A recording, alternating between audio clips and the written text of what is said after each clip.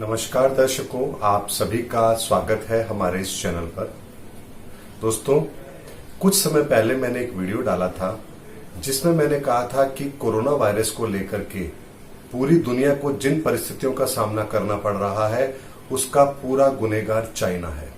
China ने ना तो पहले इस वायरस को कंट्रोल करने की कोशिश की और ना ही पूरी दुनिया में इसको फैलने से रोकने की कोशिश की और ना ही पूरी दुनिया के सामने सही आंकड़े लेकर आया, जिससे पूरी दुनिया के अंदर एक भ्रम का माहौल बना और पूरी दुनिया को इतनी बड़ी मानव त्रासदी को झेलना पड़ रहा है।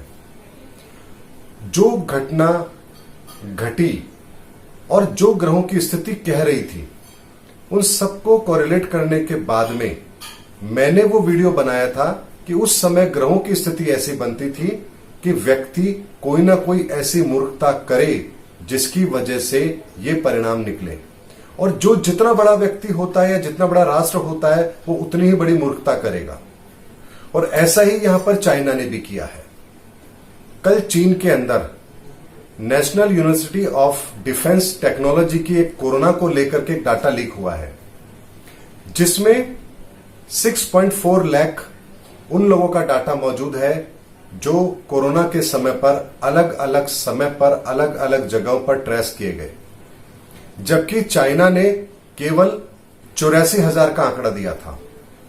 दोस्तों, कहां 84,000 और कहां 6.4 लाख। इतना बड़ा झूठ चाइना ने पूरे विश्व के सामने बोला है।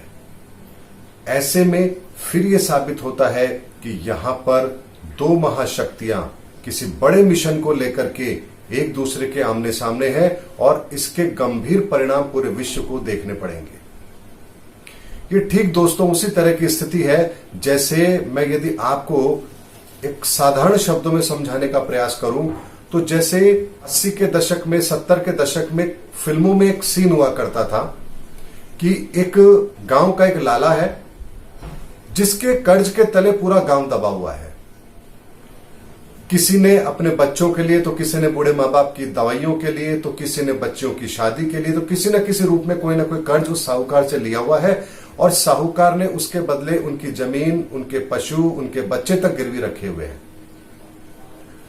अब किसान इस उम्मीद में मेहनत करता है कि एक दिन फसल अच्छी होगी तो मैं साहूकार का उधार चुका दूंगा और आपको गिरवी रखे हुए खेत खलियान को मुक्त करा लूंगा। और कुदरत किसी साल मेहरबान होती है और उसके यहां पर अच्छे धान की फसल भी हो जाती है। अब ये बात लाला को हजम नहीं होती और लाला क्या करता है, अपने गुंडों को भेज करके उसके खेत में आग लगवा देता है, क्योंकि लाला ये अच्छी तरह से जानता है कि अगर ये खेत जो इसके लहला रहे हैं, अगर ये फसल बाजार में गई बिकने के लिए तो इसके पास इतना पैसा आ जाएगा कि ये मेरा कर्ज चुका देगा और ये मेरे चंगुल से छूट जाएगा। और अगर इसने ऐसा किया तो धीरे धीरे करके हर किसान मेरे चंगुल से चला जाएगा तो मेरा आधिपत्य, मेरा साम्राज्य ही खत्म हो जाएगा। और वो जानता है कि मुझे क्या करना है, किस तरीके से करना है ताकि ये व्यक्ति कभी भी मेरे चंगुल से बाहर ना निकल पाए। और इसीलिए वो क्या करता है, अपने गुंडे भेज करके खेत खलियानों में आग लगा देता है और वही स्थिति क्रिएट करता है जो वो चाहता है। किसान बेचारा दोबारा उसी के दरवाजे पर पहुंचता है जहां पहले कर्ज को चुका देने की स्थिति थी, वहां पर अब खाने के भी लाले पड़ रहे हैं। और वो साहूकार के सामने जाके गिड़गिड़ाता है कि मुझे अपने बच्चों का पेट पालने के लिए कुछ पैसे उधार दे दो। और उसके बदले साहूकार उससे फिर उसकी कोई बची हुई चीज भी गिरवी रखा लेता है। दोस्तों, पूरी जिंदगी चली जाती है लेकिन वो साहूकार के चंगुल से बाहर नहीं आ पाता है। वो एक छोटी सी घटना है, एक गांव की घटना है और यही परिदृश्य अब पूरे विश्व के अंदर बनता जा रहा है। ये प्रभुत्व की लड़ाई भी कुछ इसी तरह की है कि दुनिया के अंदर संकट को कभी खत्म होने देना ही नहीं है। यदि संकट खत्म हो गया, देश तरक्की कर गए, तो हम राज फिर किस पर करेंगे, हथियार किसको बेचेंगे, अपनी टेक्नोलॉजी किसको बेचेंगे, दुनिया के अंदर अपना सामान कहां डंप करेंगे। ये सोच इन देशों की है और इसीलिए ये बहुत ही घातक कदम भी उठाने जा रहे हैं।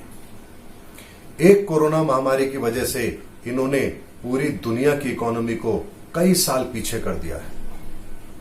जबकि इनके ऊपर कोई फर्क नहीं पड़ा है, क्योंकि ये हमेशा 2 कदम आगे की सोचकर चलते हैं। चाइना को पता है कि पूरा विश्व उसके प्रोडक्ट का बहिष्कार करेगा, उसने उससे पहले ही अपनी मैन्युफैक्चरिंग ग्रोथ को कम कर दिया।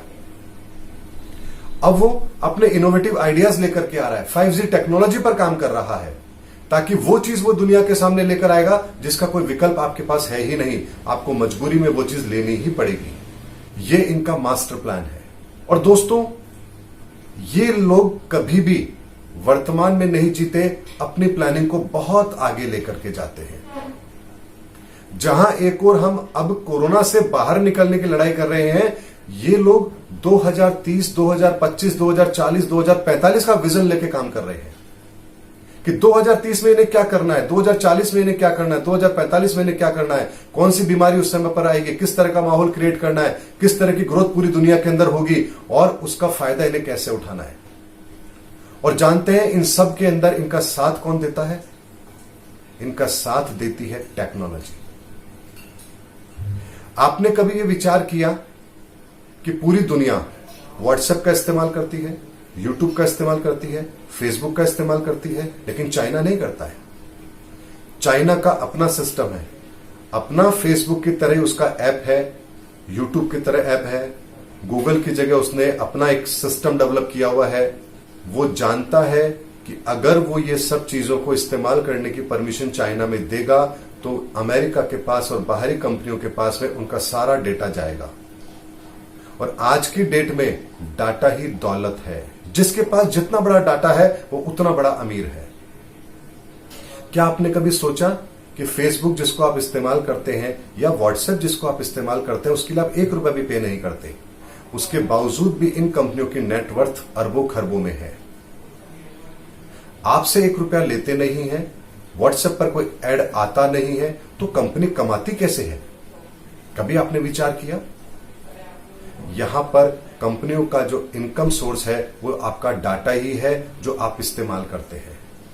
अब डाटा इस्तेमाल करने का मतलब ये नहीं है दोस्तों कि जो आप नेट कंज्यूम कर रहे हैं मैं उसकी बात कर रहा हूं।